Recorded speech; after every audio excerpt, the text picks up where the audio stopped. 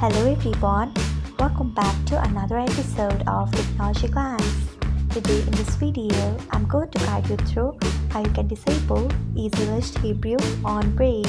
So let's get started. First, open Brave browser in your device. Then tap on Readout icon. Then tap on Settings. After that, tap on Brave Shields and Privacy. Then scroll until you find Content Filtering. Next, tap on it. After that, scroll until you find EasyList Hebrew. Then turn off it by tapping on it. So this is how you can disable EasyList Hebrew on Brave. Thanks for watching.